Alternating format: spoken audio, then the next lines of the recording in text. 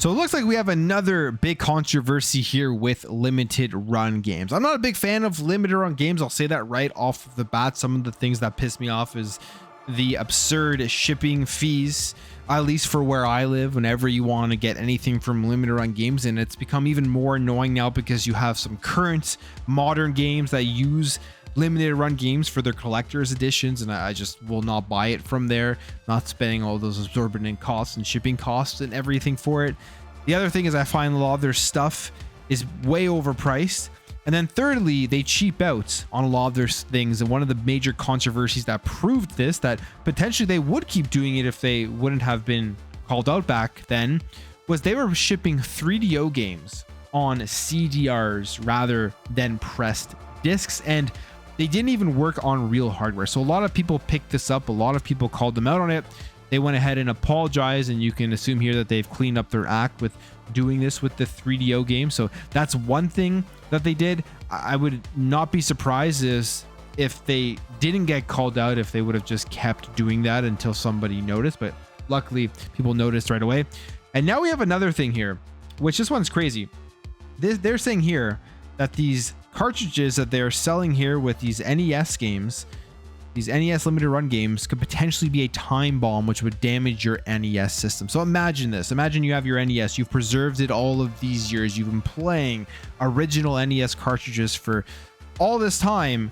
All of a sudden you see a game that's being re-released here by limited run games, and it damages your hardware as soon as you put in the NES cartridge that they have produced. So this is what is going on. Here is the original story. Jordi Gutierrez Hermoso got in touch with Time Extension, here the website I'm reading off of, to explain that limited run games has been publishing carts that will cause voltage issues with the original hardware.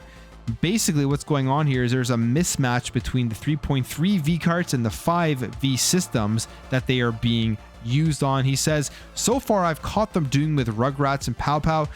And then he goes on here to say he complains directly to limited run, pointing out that although the cart has a voltage regulator, it has no logic level translation, and this means that parts on the board constantly draw power from signals that are not intended to provide power and will damage the cart and my NES. And the cartridge is a tiny time bomb for my electronics.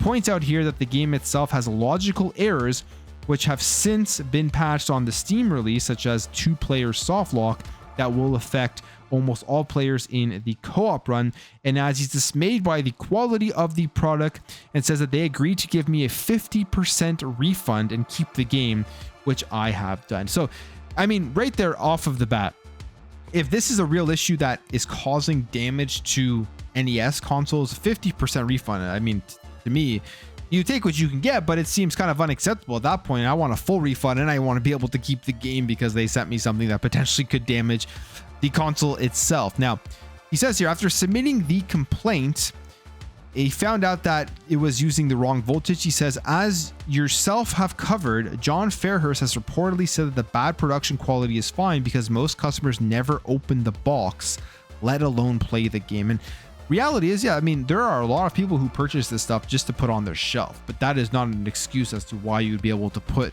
something that is supposed to be able to be played on these retro consoles and then potentially damage those consoles. It is not an excuse whatsoever.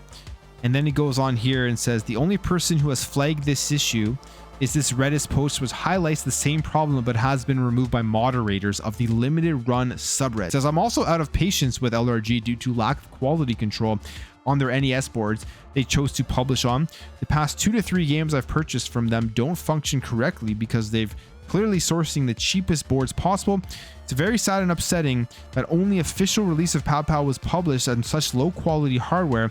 Find someone who has dumped the ROM and save yourself from having to put this trash board in your NES. I'm actively lobbying NES developers to avoid publishing with LRG. These releases are an embarrassment to the NES development community. So he thinks here that they shouldn't be allowed to publish them. I mean, that's his opinion, obviously.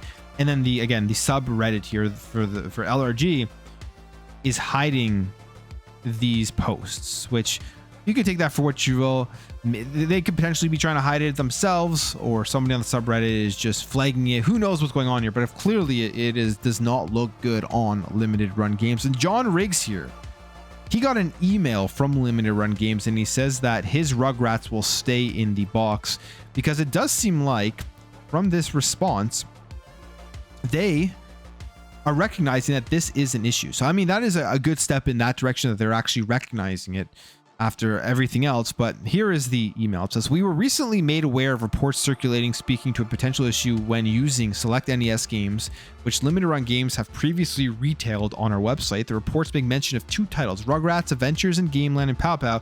Upon learning about this issue from our community, we immediately began investigating and can confirm that due to an issue with voltage regulation, there is a small chance that prolonged use of these titles could result in damage to either the cartridge or the console hardware. It says we have identified that these titles were not manufactured by our regular partner we have worked with across 30 plus titles, and we trust implicitly thanks to their impeccable manufacturing track record, and the manufacturer who produced Rugrats and Pow Pow has only worked on a very small handful of titles for limited run games, and right now we are going through our back catalog of NES titles manufactured by the supplier and testing for possible issues. While we conduct further testing, our immediate pledge is to rectify the potential issue with Rugrats and Pow Pow and ensure that this will not happen again. So that is them saying, yes, there is an issue. We know there is an issue. It's the manufacturer that we're working with, and hopefully they don't work with them anymore if this is causing problems with people's NESs, but who knows what's going to happen in the future. Always going to kind of be wary, I guess, of if you're ordering these NES cartridges from them, could it potentially damage the product? They say the titles are no longer available to purchase. However, we are currently in the process of fulfilling back orders for both Rugrats Adventures and Gameland and Pow Pow. And starting immediately, we will not be sending out any unfilled orders for either of these titles to customers who have previously pre-ordered. Instead, we are remanufacturing these titles ourselves via our trusted manufacturing partner. So then they go on here to talk about the games that they're going to be manufacturing, and then those who pre-ordered the collector's edition will be contacted in advance and will be offered a choice of receiving their order with the NES cart removed, which will then follow upon remanufacture, or should they wish to maintain the manufacturer's seal, we can instead wait until the cartridge is remanufactured and included in the collector's edition before shipping, and sadly this will result in a delay while we remanufacture cartridges for these titles, and for this we humbly apologize. I wonder if they're going to be offering a refund. I guess they do say that here after. They say those who do not wish to wait for either title to be remanufactured will welcome a full refund, and we ask that customers contact customer service immediately. So there you have it. That's basically what's going on here. And then I guess they also mention here those who have already pre-ordered and received their cartridge, we do not recommend continuing using their game. So they recognize that there's an issue. They're offering a solution to it, but this isn't the first time this has happened with limited run games, with these lower quality limited edition products that they are putting out. I mean, yes, people make mistakes, companies make mistakes. It just seems like this is happening more often now. And will people look at this and be wary going forward about ordering NES games specifically from limited run games? Because this is a pretty crazy story. Again, imagine your NES that you've preserved for a long time being damaged by a game released in 2025 or a collector's edition released in 2025, and then something happens to the NES because of that. But I'll end the video there. Let me know what you think about this. Let me know your thoughts, opinions, all of that stuff. Thank you for watching. Thank you for your support, and I'll catch you guys in the next video.